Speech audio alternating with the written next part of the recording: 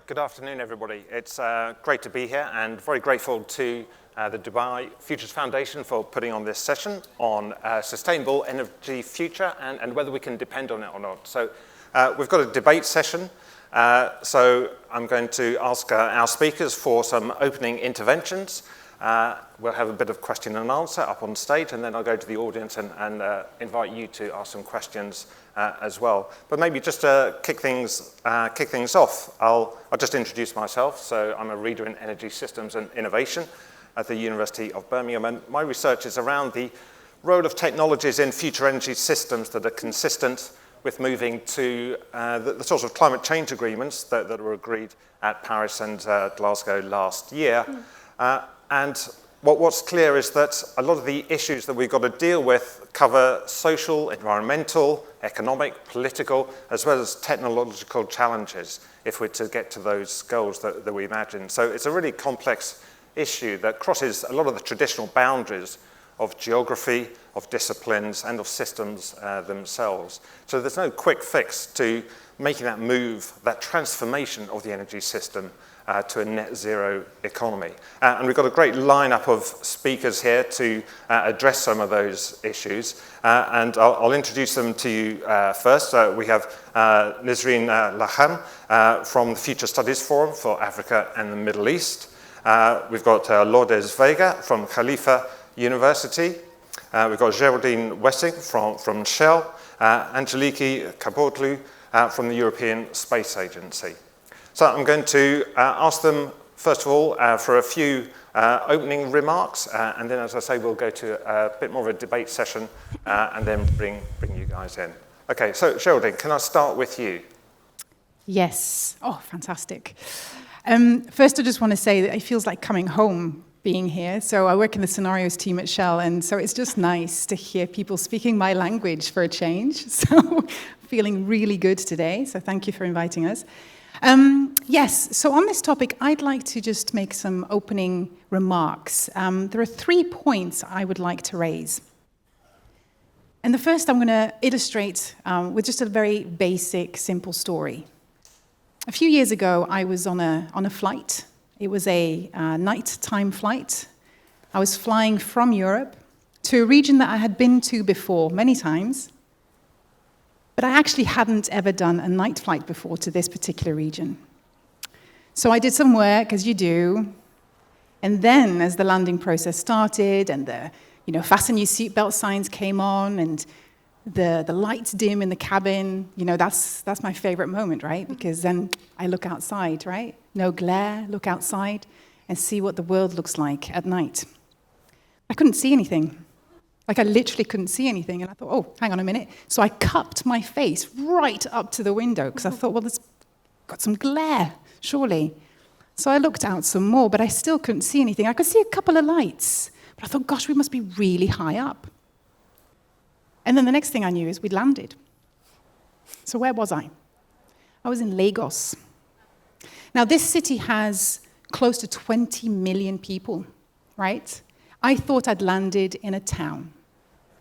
And normally, when you land in such a large metropolitan city, you see a sea of golden light, right, at night, shine up. But as a European, that's what I'm used to, right? But I was in Lagos. And so the story here is actually, first of all, is about energy inequality. There's real great progress being made in providing access to energy to a lot of countries across the world, but more than 700 million people today still don't have access to energy. In fact, if we look at Africa, 74% before COVID had no access or only access to about 2 hours a day. Now, it's 77%. So through COVID, that percentage has actually risen. So as we think about the energy transition and we think about growth, this is really about also giving access and an opportunity to use the energy transition to allow some of these countries who are poised to grow to really leapfrog. All right? So energy inequality is my first point. My second point is actually to do with energy poverty. Now, that's something else. And when we look at the current context, we see that a lot of the countries that are import-dependent countries for energy are actually really struggling right now. And that's because if we are to believe the World Bank's data, they believe that energy prices, energy costs have gone up or will go up 50% in 2022. This was the year that we were going to recover from the pandemic. So we were expecting inflation, but now we have this energy crisis as well. And so a lot of the countries, including OECD countries, are now facing the social, political implications of higher energy costs at a time when really we want to capitalize on the green growth agenda. All right? So there's a lot of supply tightness right now, and there's just not enough to go around. Mm-hmm. And so in the short term, it's a crunch, and that's going to influence decision makers. And then the last piece. As a human civilization, we have faced quite a number of challenges, but none has been time-constrained as this one. Climate change is time-constrained. And that really calls for global alignment, cooperation, and competition is healthy, but it has to be healthy competition. And yet we find ourselves at a time in history where geopolitical rivalry is very high on the agenda. We have the US defending the status quo, we have China re-emerging, and we have, very interestingly, I think for the first time, a true global south, non-aligned grouping of countries who are feeling empowered. There's feminism, there's post-colonialism, and realism all coming to the fore. So this is a very interesting time of a great repositioning, but at a time when we really need alignment.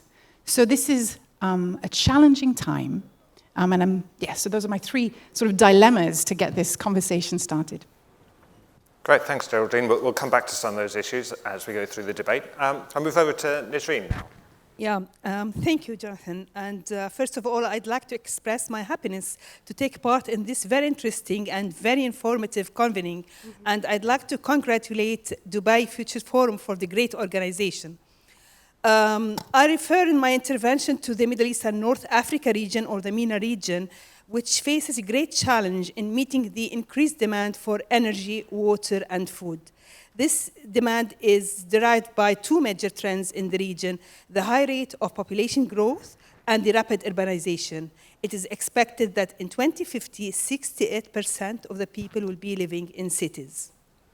On the demand side, although 43% of the world's oil reserves are in the region, with immense potential for renewable energy, 30 million people have a lack of access to electricity in the region. Also, for water, this region is considered the most water-scarce region in the world, impacting also its food security situation.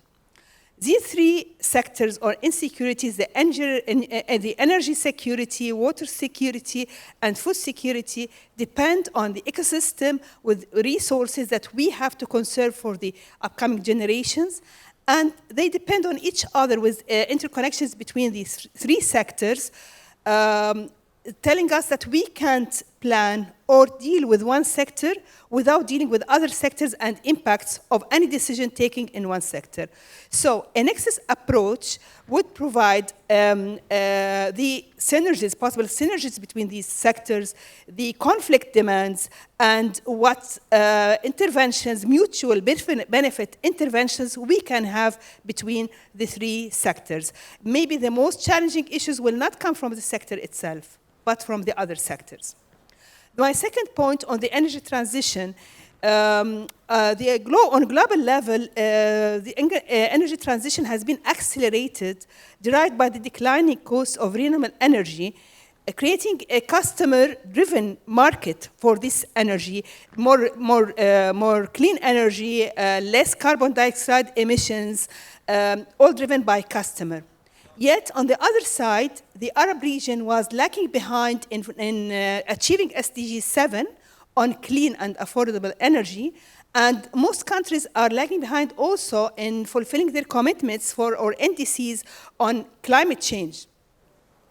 This is a real challenge. Of course, it's not homogeneous all through the region. There are some differences between the Mashriq, Maghreb, and GCC countries, where GCC countries actually is leading this transformation. In order to transform to more clean energy and have this energy transition, we have to work on different pillars or different issues. First of all, the interdisciplinary approach or the circular economy approach, where we have to deal with energy, with water, and with food from a comprehensive perspective, also in relation to cities, which are the most contributor to the carbon hydroxide emissions. Also, in cities, we may produce energy from waste, also conserving the environment. The second issue is technology. How can we embed technology in this region? Green hydrogen have great potential for this energy transformation, but how much we are prepared for this energy or this technology to be embedded? And of course, green hydrogen industry needs investments. So to what extent we are incentivizing the private sector to put money and to invest in this as a business case?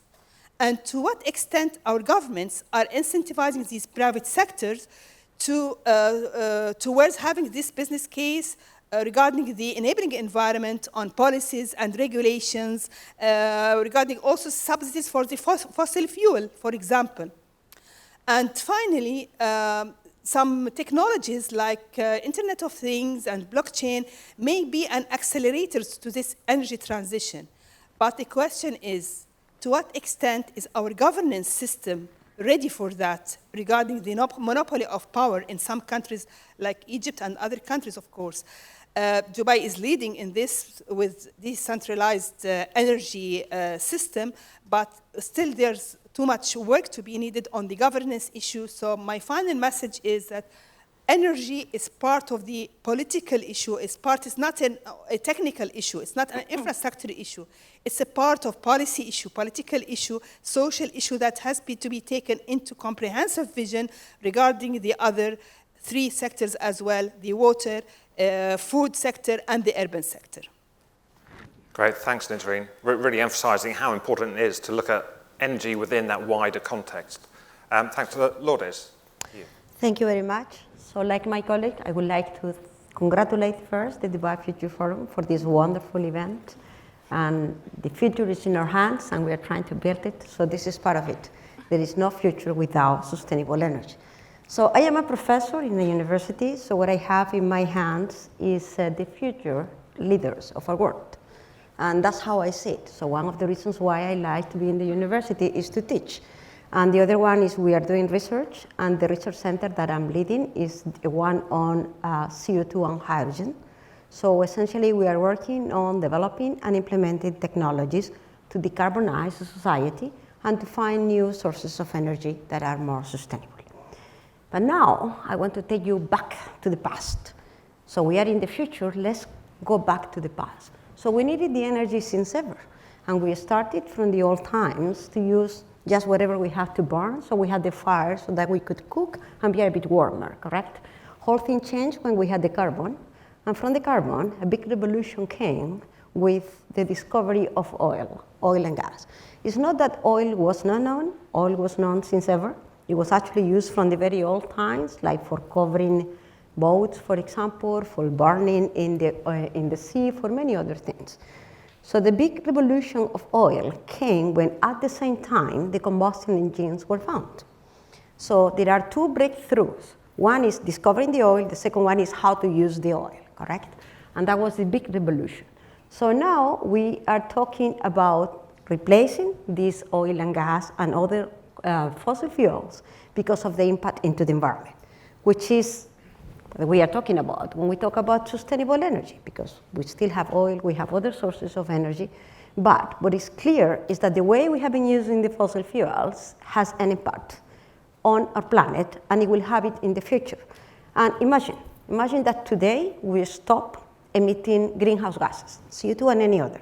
So even if we do this today completely, the impact that it has in the environment will last for more than 1,000 years. So it's clear that we need to do other things. And now I'm going to read a quote because we are talking about the future, correct?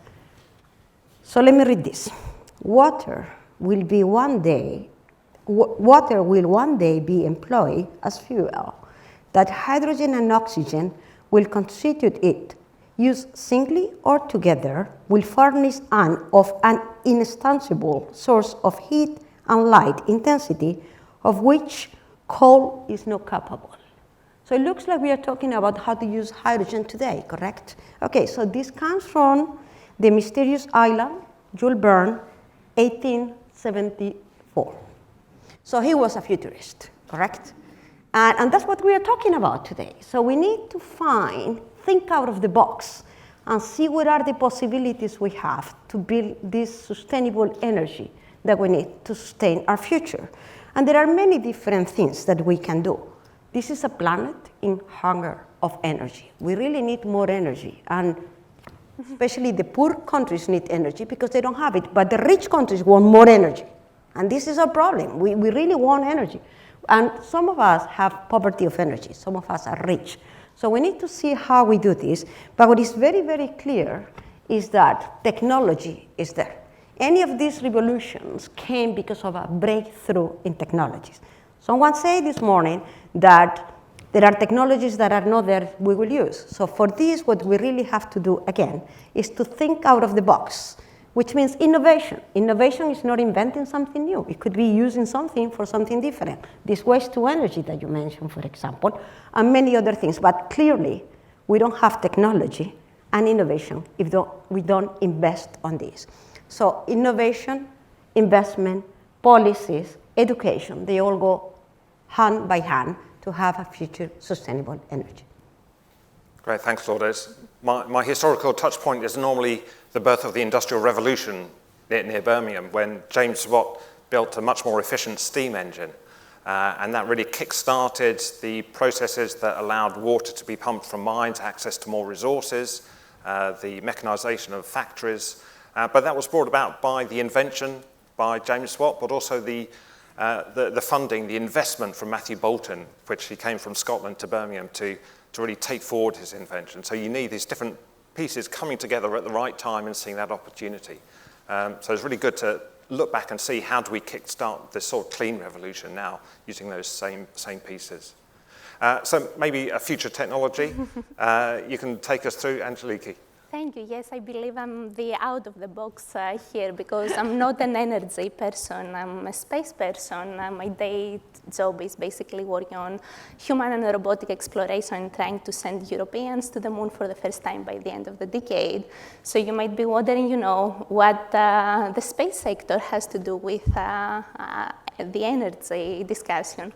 So a couple of months ago, like 1.5 years ago, a small group of us within the European Space Agency, under the support of our Director General, we started like a reflection, to see how can, as an agency, public agency, the national organization with 22 member states, we can contribute to this massive energy transition challenge. And when I say massive, actually at the COP26 in Glasgow last year, we realized that there is this huge clash between our climate ambitions and the energy reality. And the reality is that despite the tremendous advantages in renewables, solar, wind, all the other technologies, we see a constant increase in oil and gas use. So we will need totally unprecedented transformation of the energy sector to meet our commitments for the net zero goals.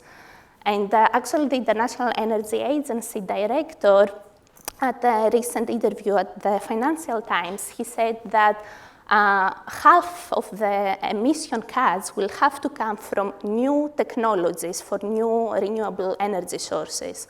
And we will need such a increase in investment, I think to triple the clean energy investment to up to 4 trillion until 2030. So you understand the scale of the challenge. So we decided to have a look at a very old concept in the space sector. It's actually from the 60s, which it has been studied extensively in the US and Europe as well, and China. But until now, it was considered that it was technically potentially feasible. We clearly understand the technologies needed. It's a matter of scaling them up. It's not like, for example, like fusion that we might not fully understand the physics and the feasibility around it. So like, we started looking into this old concept, and it's called space-based solar power. So the idea is basically imagine you have a solar farm in space above the clouds where you don't have the day and night cycle, you don't have the weather effect, and you can basically have like baseload constant energy source 24/7, which then you collect in space, you convert into microwaves, and you beam it down to Earth, where you collect it with other antennas that we call rectennas, and you basically can connect it to the grid, like the terrestrial solar panels. So this concept has been studied in the past, and it was considered that it was mainly economically not feasible, just because you need to launch these huge structures into space, and the launching cost was huge.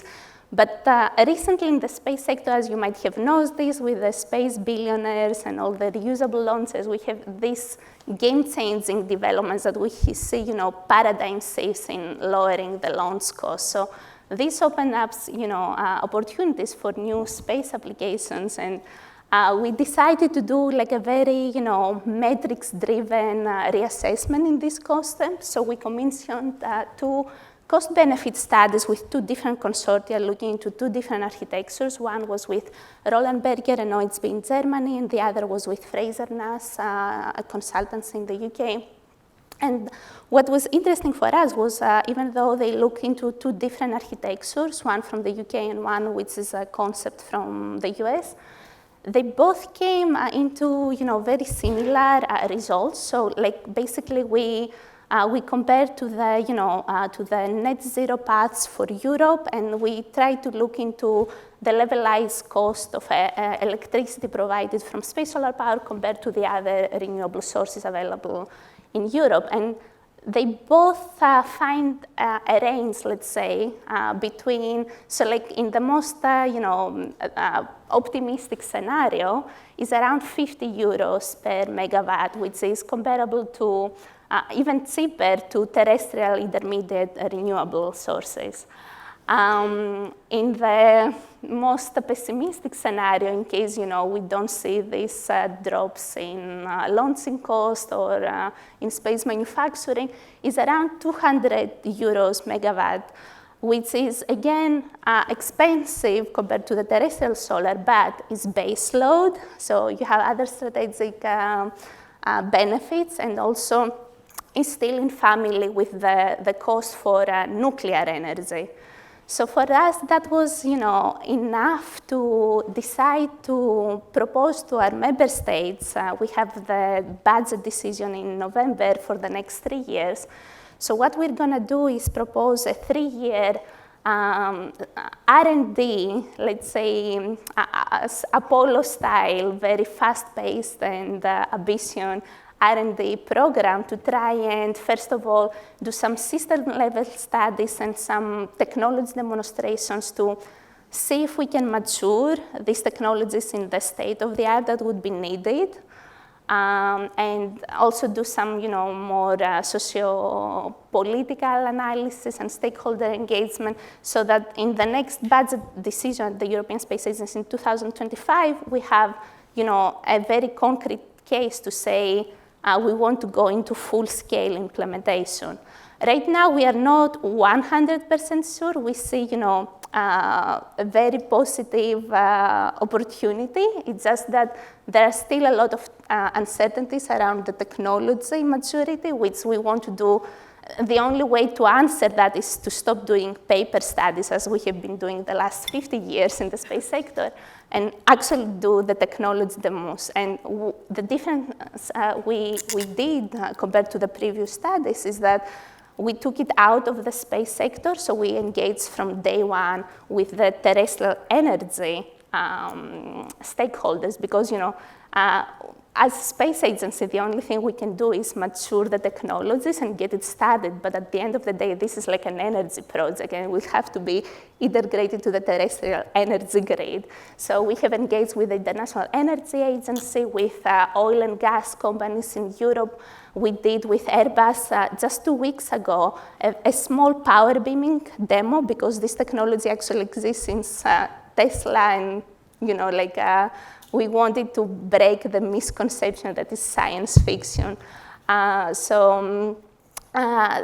so all the stakeholders in the energy sector, they say, whoa, can you make this happen faster? Because we say 2040, and they're asking, can you make it earlier, like 2030 or 2035? So we have received very surprising and positive interest. And at the power beaming demo, actually, we had the vice president of renewables from BP and Equinor, a Norwegian oil and gas company, that they see that as an opportunity, to become, let's say, the green giants of tomorrow by, investing in maturing these technologies as well. So, yeah. Thank you. Right. No, thanks, Angeliki. Normally when I think of multi-scalar energy systems, it goes from the domestic consumer up to international trading. Now I've got to think outside the terrestrial planet altogether. And, well, that must have some issues for governance as well that we might come back to, and how you scale that up. So we've got a debate now, and maybe it's good to start off by challenging one of the assumptions that we've been given, and that is really putting economic growth and prosperity in opposition to shifting to a low-carbon transition. Are those two factors, are they compatible, or are there some tensions that we really need to resolve? So maybe who would like to start by addressing that? Go ahead first, and then I go. So, I mean, I think that it's not mutually exclusive. I mean, I think we can all agree that it's not mutually exclusive. So we do not either choose sustainable energy and poverty, right? Or economic growth and, ruin the planet. It should be combinable. And there are lots of opportunities, actually. And what you're seeing, I think, as well, which is interesting, is given the current geopolitical, arena, a lot of countries are now looking at security of supply in a very new way. And that brings into focus the different role, actually, that renewables can play, not just in terms of decarbonizing the energy system, but actually creating energy resilience, right? So countries increasingly want to become resilient, not just in their trade, in terms of food, in terms of water, in terms of commodities, but also certainly in terms of energy. And so energy price volatility, not very welcome, especially not for vulnerable economies, but also just the security of supply, right? So actually there's a real interesting combination here where you're seeing that the competitive nature of the markets right now, but the existing decarbonization lens is actually invigorating and accelerating certain segments of the market. However, there's only so much to go around right now in terms of the materials, the skills, the money. So the question is, how fast is it going to move, where first, and then what happens to the rest? Right? So it's really going to be about how do we make sure this is an equitable and smooth transition rather than one with shocks and bumps. Again, I'm not giving you an answer. I'm just going to set up the dilemmas, Jonathan. You know this, right? I think it's really important. A lot of it's about the timing, and that is going to be dependent on the different regions, and some might go faster than others, but there should be that sort of trickle down that helps globally us meet that net zero. Yes? May I? Thank you. So actually, two things. One is, we may think it's expensive, the energy transition. It will be more expensive to do nothing, clearly. So we have to take actions now, and that's what we are talking about, the future. So one of the actions we have to take is to think the way we harvest or produce the energy that we need. So then talking about the different pathways, there is no one size fit all here. The different ways we produce the energy will depend on where you are and the natural resources that you have. So for example, for the UAE where we are, so we are a country rich, by the way, we are rich on many things. So we are a country rich on oil and gas. That is the wealth that the country got thanks to that. But it's also a country rich in sun. So we can produce renewable energy at a very cheap price, as we do right now. But we are not going to leave the oil and gas there on the well, because now we are moving to something else. So we have to be smart, and that's what the country is doing right now, on finding technologies that will decarbonize the way we produce the energy.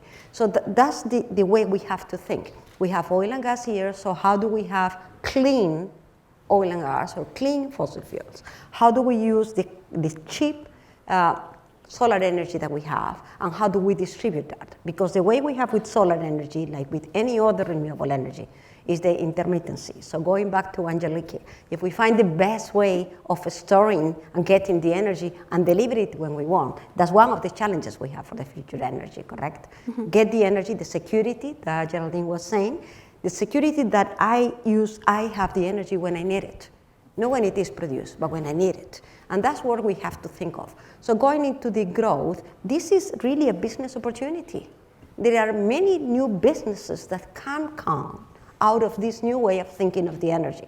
So we can invest, but we will get much more benefits for the environment and for us in terms of money as well, not only for the environment. So I think it's a great, great scenario what we have. Yeah. Mm-hmm. And in a way, can we afford not to go to a low carbon economy? Yeah, because the cost of that will be much more, or could be much more devastating. I think, Nisreen, do you want to? Yeah. Okay, thank you. First of all, I would like to refer to the MENA region, mentioning that only 5% of energy consumption in 2019 was out of clean energy sources. It's a very, very modest percentage. Also, I have to mention that electricity, an important form of end-user energy, is really needed for economic growth and for development. Yet, electricity is responsible for 26% of greenhouse gas emissions. So the trade-off is how we are going to produce more clean electricity from clean resources to have less carbon dioxide emissions, not to impact the atmosphere or the temperature, committed to net zero in 2050. This, of course, is related to the context of different countries, to the social and political situation, and is affected also by the players, their interests. And sometimes we have different interests for different players on social level, on political level as well. So how we can going to transfer to this clean energy, having more energy efficiency, less dependence on fossil fuel, green hydrogen as a technology,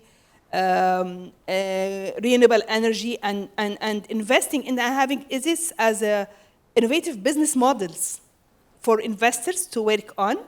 But first of all, we have to have the political will. So we need to have this transformation, and we need to build the capacities of the governments on this. And here comes the role of foresight, how we can have future studies informing political people on the different policy options and what are the trade-offs and what are the future impacts of their decisions. If we consider the environmental impacts or if we don't, on the long run, what will happen, how this will affect development and its sustainability.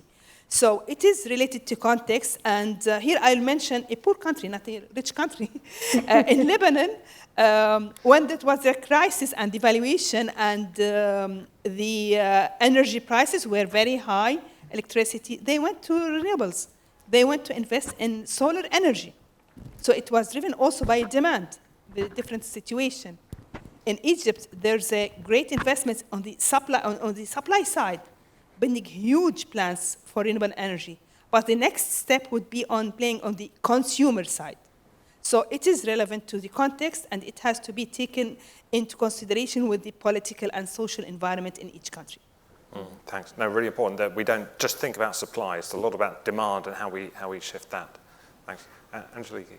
Yeah, if I may add something as how the space sector is actually thinking about growth, because we are used to think beyond the planetary, let's say, boundaries in a way. And actually, I don't know if you have heard, but Jeff Bezos, for his space company Blue Origin, he keeps saying that humanity has this dilemma between stasis and dynamic growth. And the key to unlock this future of dynamic growth is basically opening up space by 3 ways, like lowering the cost to launching in space, learning how we utilize space resources, and harnessing the power of space solar energy. And from the European Space Agency perspective, one reason we are proposing this R&D program to our member states is because it's also an opportunity to create unprecedented growth in the European space industry. Because if we, at the end of this 3-year R&D program, we see that we go into full implementation, that is going to be something very unique, something unprecedented, something beyond what we have done in space before. Is way larger than the International Space Station. So this will create demand for reusable launchers in Europe and harnessing technologies that can have multiple spillover benefits for terrestrial uses, but also various other space applications, either for science or so. Even for us, even if at the end of this 3-year period we see that we cannot go further with space solar power, still the technology investments we will do in this 3-year program will have multiple benefits for the European space industry, because it will push them beyond the state of the art and will create innovation and industrial capabilities that we don't have right now. Okay. Thanks. So it's clear that there will that the transition makes sense in principle, but it will require a lot of investment to go in, to enable that, which will need to come from governments and the private sector working together. How do we get them to collaborate towards this sort of common future goal? And any hints from you, Geraldine? I'll just make an observation. I think that the corporate sector in some areas is moving faster than governments because they know what's coming, and that they know that even with political election cycles, you may see, sort of fits and starts in policy making, but eventually change is going to come. And you're also seeing the investor community having quite an impact as well. So from the corporate perspective, I think we're already starting to see, a lot of movement, a lot of targets being set, and a lot of companies really addressing their own energy and emissions footprints and really transforming the way that they actually think about how they report on their emissions, how they operate, how they sell to their customers, what they're selling to their customers. And I think that's happening actually across the board, especially with the international companies who actually trade overseas. That's a really positive signal, actually, I think. Is that driven by shareholders demanding it, or is it the knowledge within the companies that can see the risk to their own businesses? Yeah, so I think it's a combination of the two, isn't it? So obviously, so in Shell we do, scenario planning. So we've been talking about this for a very long time, and we were talking in the earlier session about culture and bias, and sometimes it's not easy to move the needle, even within your own organization. There's a saying that culture eats strategy for breakfast. Yes, it does, doesn't it? But eventually, I think, the message gets there. So internally in these organizations, this is happening. In Shell, it's happened for a while now. But yes, you're seeing activism in the investment community becoming much more vocal, much more sort of persistent and just activist. So yes, you need to foresee that. You know what's coming. Yeah. Thanks. I will only add one thing to what you say. I fully agree with Geraldine. I think we have to also keep an eye on the accelerators. I mean, on these small ideas that we need to promote, because the breakthrough will come from this. No, we all know that big organizations is so difficult to move. It's like an elephant, correct? While this speed that you need to improve technologies or to come with new ideas come from smaller thinkers, different thinkers, correct? So from the private sector and the government, I think we also need to put an emphasis on helping these innovation spin-offs, startups, and create that atmosphere that we can speed that as part of the investment as well. Yeah, great point. Thanks. And Nisreen? One point for the collaboration between the private and public sector could be blending the public and private capitals through blended finance, which could lead to bankable projects for renewables and for technology.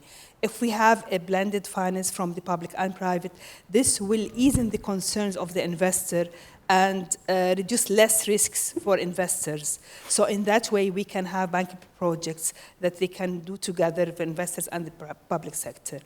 Another point is the regulations, policies and regulations with policymakers regarding fossil fuel. Subsidies have to be moved from the wrong side. Instead of subsidizing fossil fuel, we have to subsidize the transition. So in that way, we will attract also the private sector to work on this.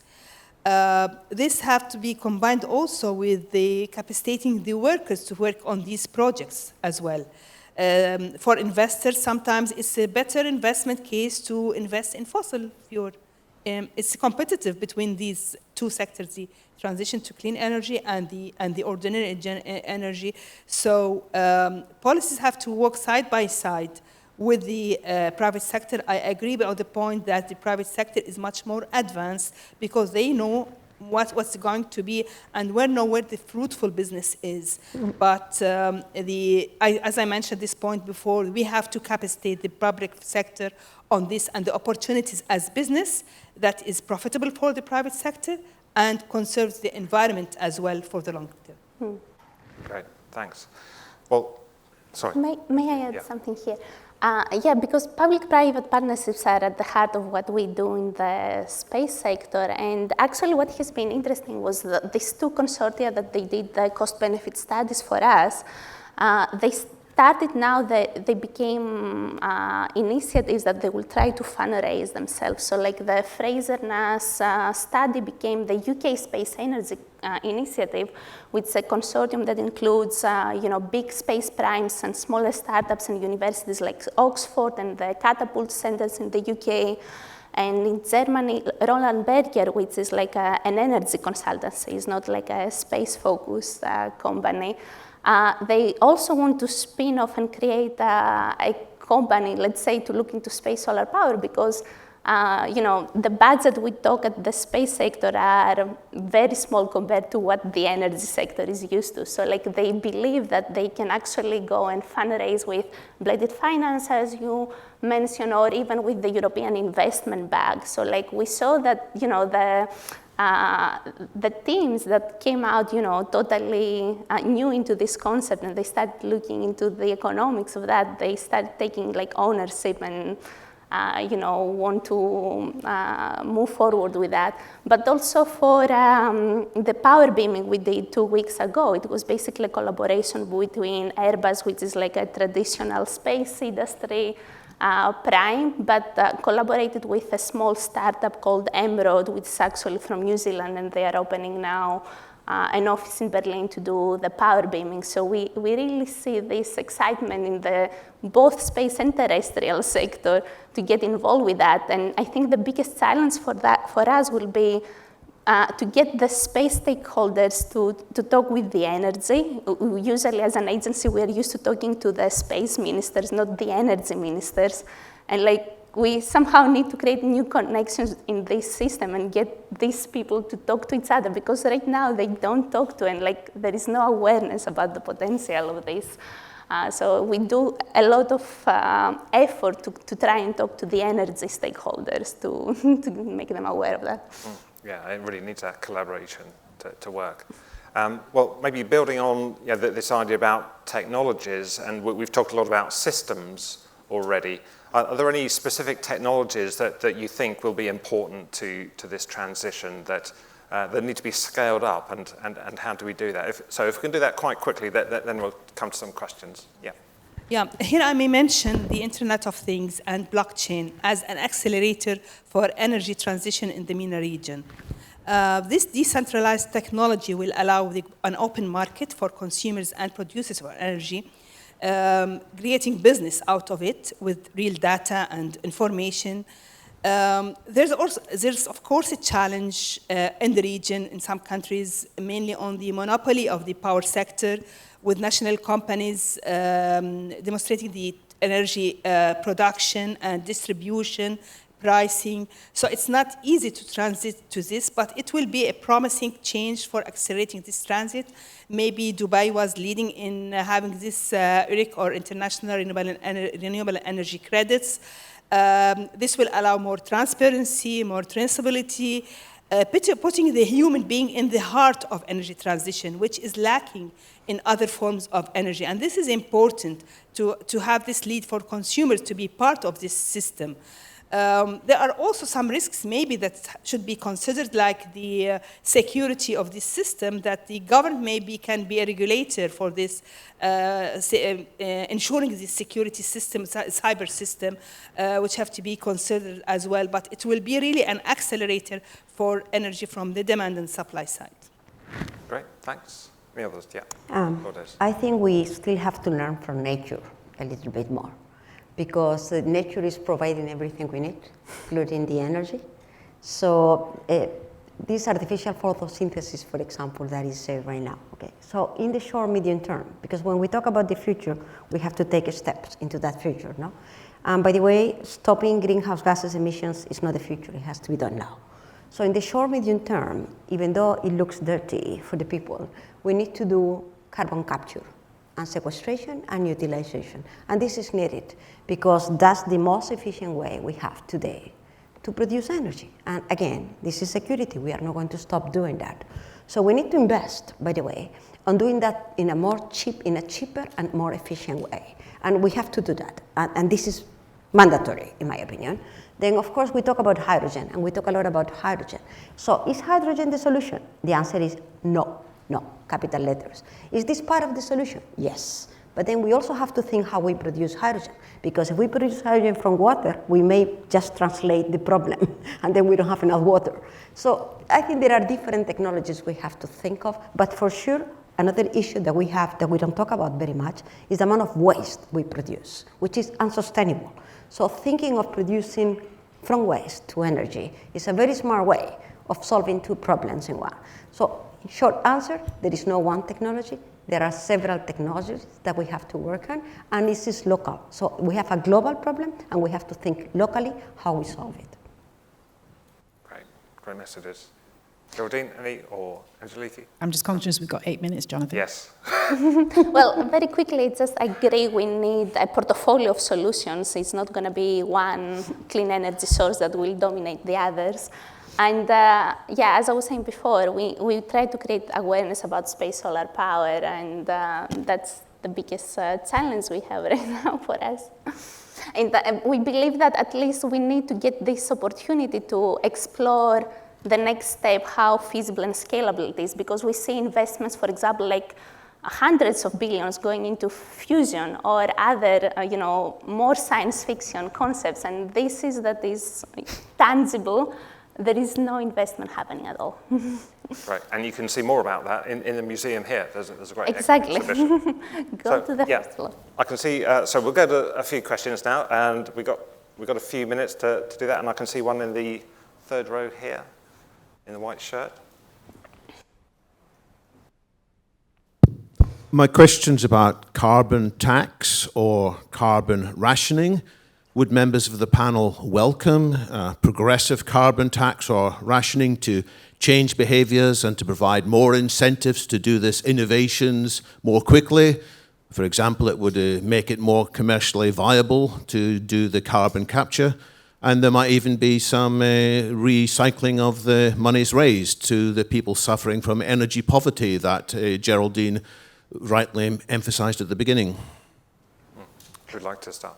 I'm completely convinced. I mean, the whole thing in the end is money, correct? So if you have to pay for emitting CO2, and you have a way of capturing the CO2 that is more or less comparable in price, and you can do something with this CO2, obviously we will capture the CO2, and we won't emit it into the atmosphere. So any of the policies that will help to move faster into the energy transition will be very, very welcome. And this is one of them. But the thing right now is that, as of today, this is not still competitive, correct? So it's still cheaper to pay the taxes than to emit the CO2. So this is absolutely needed. Yeah, we really need to properly price carbon. Anyone want to add further? I want to say something about the poverty. I think, it's not out of the question, but one thing that we have an opportunity now also with the new transition is to think of technologies that can really help into these countries that don't have them, because for sure Africa has a lot of sun, for example. So how do we promote things that they can use while we think of new technologies? Great, there's another question. Yes, good afternoon, and thank you very much for this panel. Today we've been talking a lot during the different sessions about equity, humans. One session was about having no borders. Is this something we can consider? Now, talking about energy and having the European Space Center focusing on a solution, on a technology, and we have different areas, geographical areas with different assets, Africa having access to sun. How can we make sure that a future sustainable source of energy is equitable, that the European Space Center is not going to produce just for Europe, that we're going to be able to collaborate and work collectively? Because today all the talks were about this, collaboration, equity, and collective work. So how can we make sure that all these efforts will benefit the whole planet? That's a great question, and actually collaboration is at the heart of what we do in the space sector because it's so challenging. And for the specific project, one of the reasons we started looking into that is because there are investments in international actors. So China has the goal to do a solar power beaming demo by the end of the decade, and they have the ground station. In the US, there are like hundreds of millions investment every year from the US Air Force Research Lab and the US Naval Research Lab. Japan has a space policy that includes space solar power, and they're also working their own demos. Australia is looking into that. So there is already, and we started looking into that because Europe is not investing in that.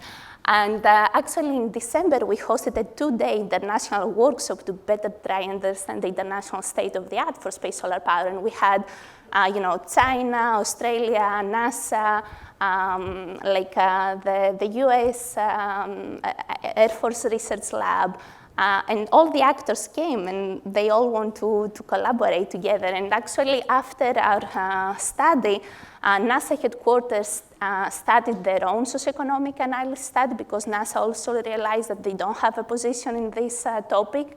And we expect the results of the NASA study to come out by November, I believe. I think they're in the final. So, and we have monthly coordination groups already. We had bilaterals with the Australian Space Agency that has offered, for example, to host the Rectena since they have more space compared to Europe. And 2 weeks ago, I was in Paris at the International In-Space meeting at the International Aeronautical Association, where again was China, Japan, UAE.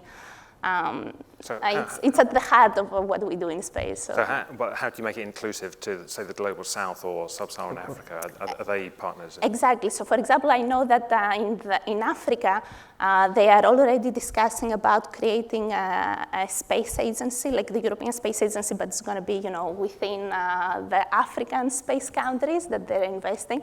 And we will be more than happy, to include them. And there is something called the UN COPUS, the Committee for the Peaceful Use of Outer Space, where basically they govern all the international treaties for how we operate in space. So by default, in order to do any novel activity in space, you need to get the permission from this UN body for the peaceful use of outer space. So another example is that for space resources, which is another novel activity, we now have a 5-year working group with all the international space actors, including developing countries and emerging space nations, that they're asking similar questions about space resources. So I believe something similar will have to be created at the UN level for space solar energy. And is very aligned also with the UN Charter for Crisis, Emergency Response, and all this.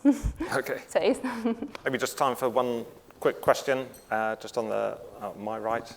Oh, okay, someone's got the mic already. Sorry. Okay. Okay, this question, thank you so much. And maybe while you're listening, you can look at this and answer this question. Sorry, go ahead. Okay, thank you so much. This question is especially for Lourdes and Geraldine. Geraldine opened the topic with an interesting point of view about how energy is not everywhere. And maybe with energy we have the same discussion as a food. It's not about the quantity, but the quality as well. And do you think, the first question, or the question for both is, do you think that we need to think more about or the democratization of energy, not only in terms of the quantity or the coverage, but also in terms of the quality of this use of energy, and also what is the role of startups to protect, their IP in front of these big companies or big corporate that sometimes they have better coverage or they need to compete with them, thinking out that maybe, as Lourdes said, is that we need accelerators to protect them, because maybe from them we can get so many solutions for the problem of energy. Okay. Thank you so much. Thank you. Maybe you can just reply really quickly, Geraldine. Got like a I'm being couple waved seconds. at. So on the startups, I actually think that, so with Shell, we really, really support startups. I mean, for us, this is how we maintain sort of, our ability to sort of be on the edge, right? Sort of at the edge of innovation and to really learn. And also, so we learn and we actually provide the funding. So we're the bank, basically, right? We're the bank, we're the access to markets. So it's actually a really interesting combination, right? To get the big corporates to work together with the startups. So I think that's absolutely key. I think it's on the equity, the quality. Let's have a look at what happens at COP27 this year in Masr, right, in Egypt, because I think this is going to come right up the agenda right now, and I think it is going to cost money. It's going to cost money, and I think that the conversation around the global south versus the global north, I think, is going to come to a head, and I think there's going to be more action, and I think a more responsible conversation about how the transition and how fast it should happen in different regions. So for me, the quality is really about, I don't know that there's that much difference between one electron and another electron, so when it comes to quality, I'm not sure. But is it clean? Is it clean? Yes, it needs to be. Great. Can I? We're just done. If it's about two we words. can talk later. You're friends, right? You know each other, right? Since yesterday. Since last night at dinner. Fantastic.